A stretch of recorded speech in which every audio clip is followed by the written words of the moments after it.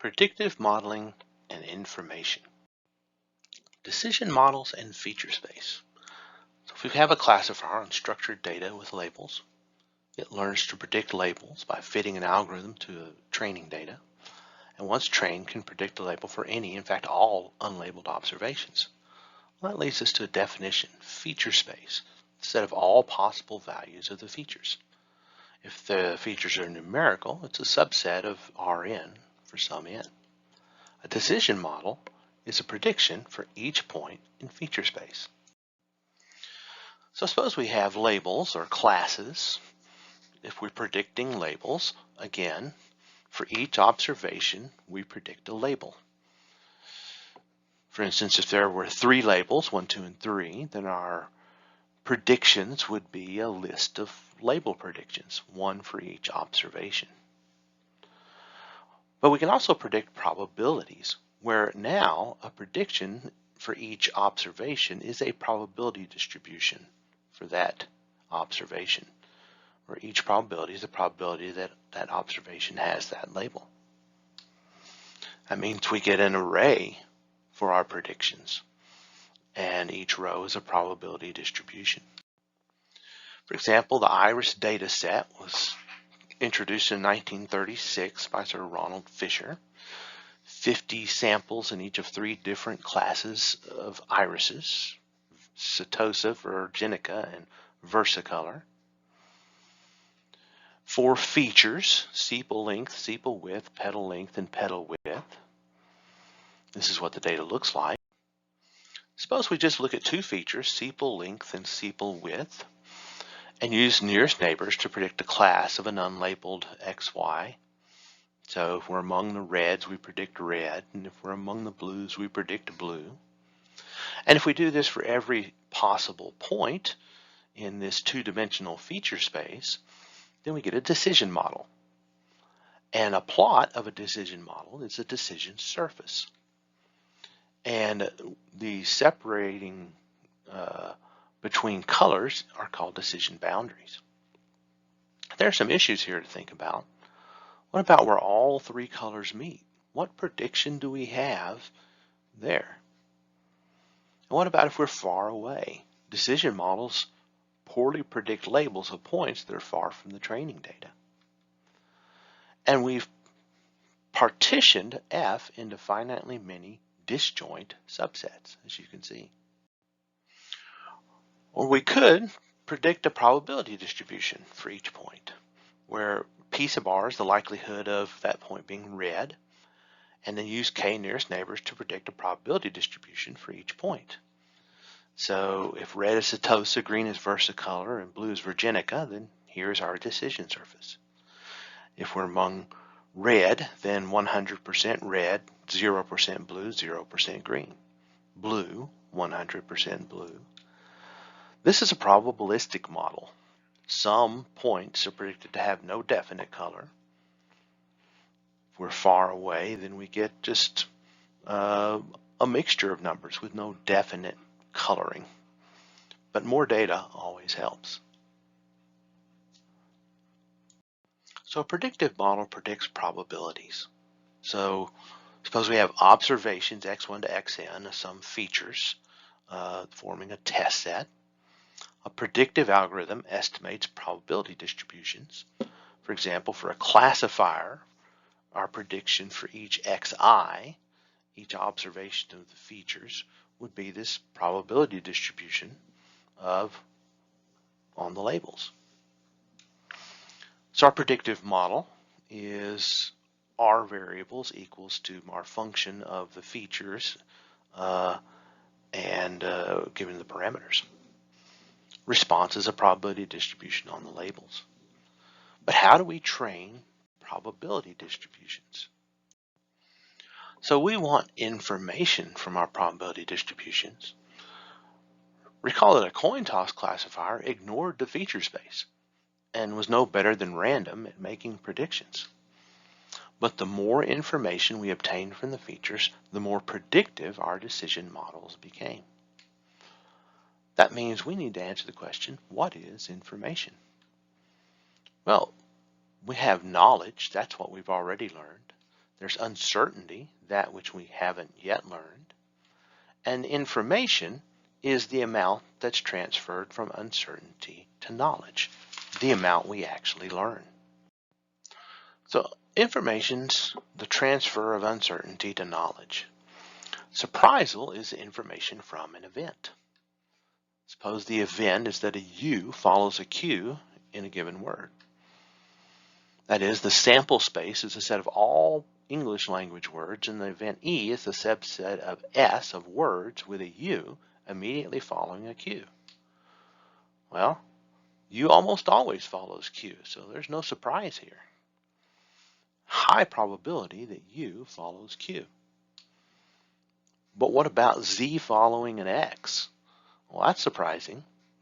Very low probability of such words. Maybe even wondering, are there such words? Well, this is an actual word where Z follows X, and well, maybe these. In other words, surprisal increases as probability decreases. So what about independence in information? Well, let's remind ourselves of the definition of conditional probability and how that led to the definition of independence. For example, if me and you flip fair coins on opposite sides of the earth independently, A is heads for me, B is tails for you, then the likelihood of A is independent of what happens with B and vice versa.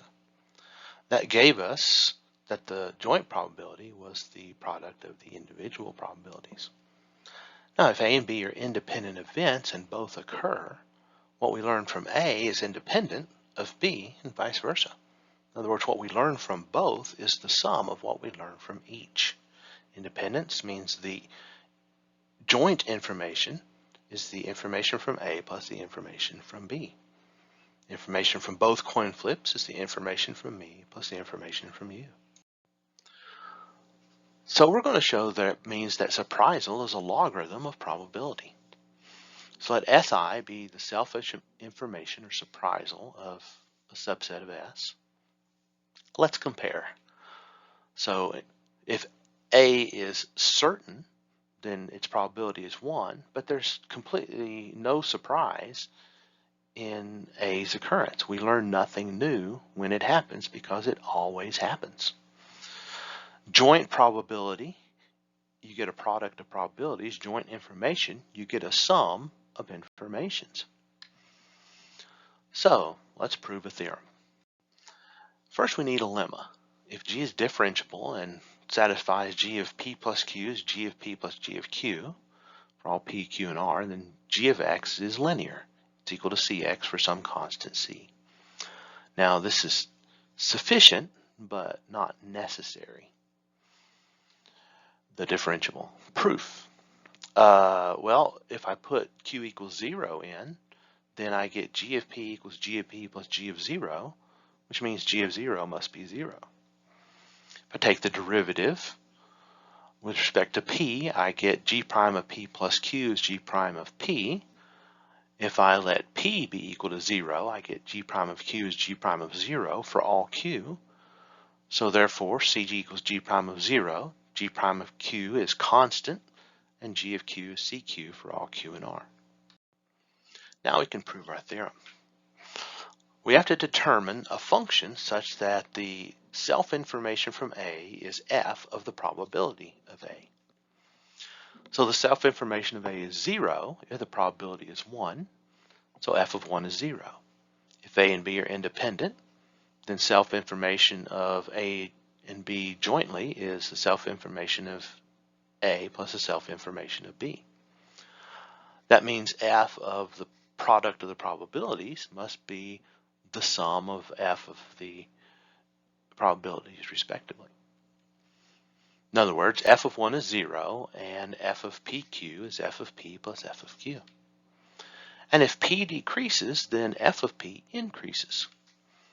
So define g of x to be f of e to the x.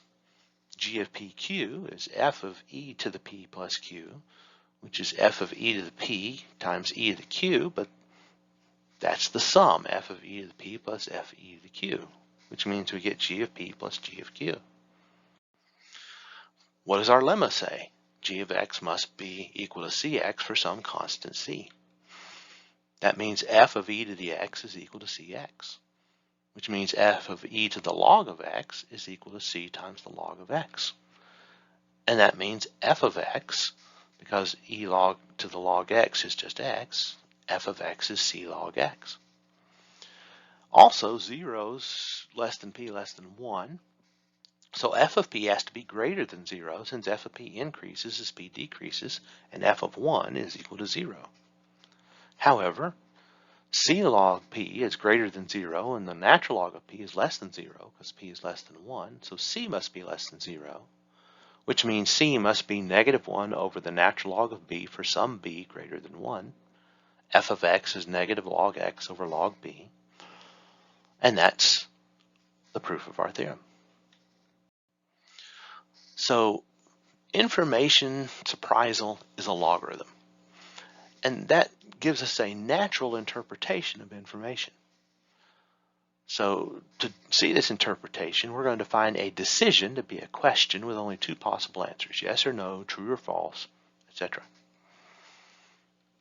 For example, if we have tails and heads are both equally likely, then our sample space is 0, 1, and our probabilities are all 1/2.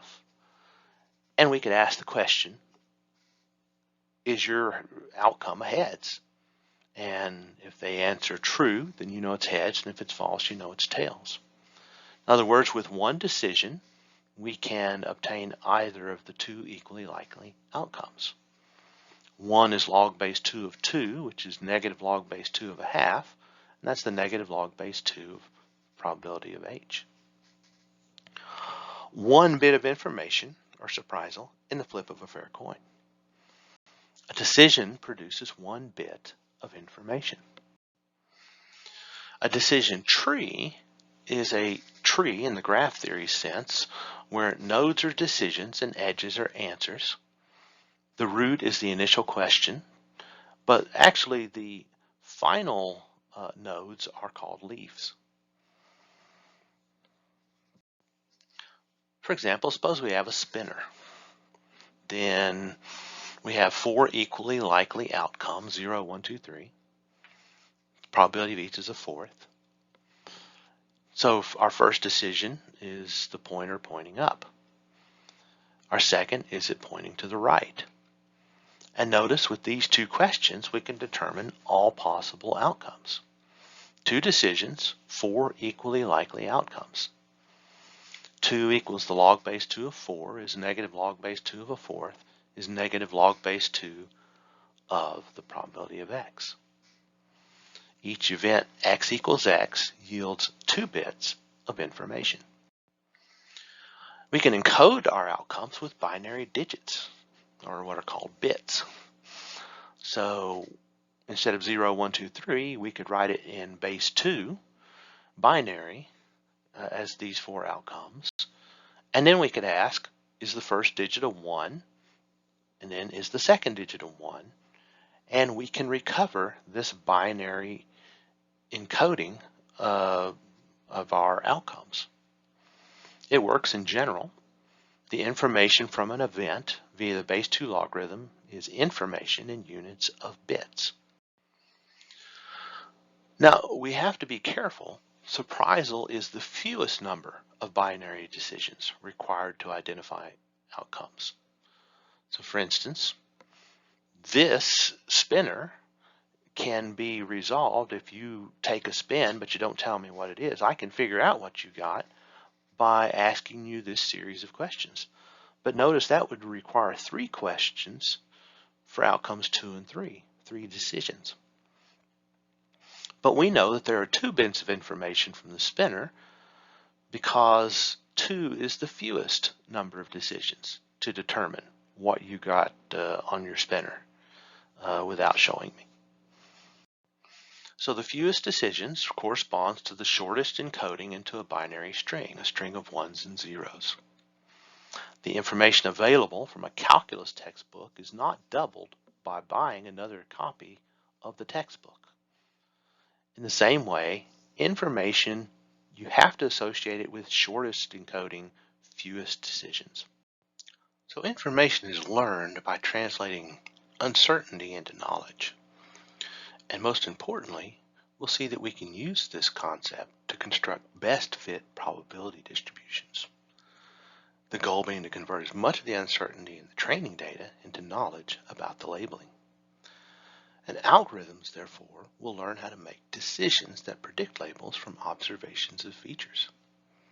And surprisal is a logarithm of probability, which means probability distributions can be obtained using information.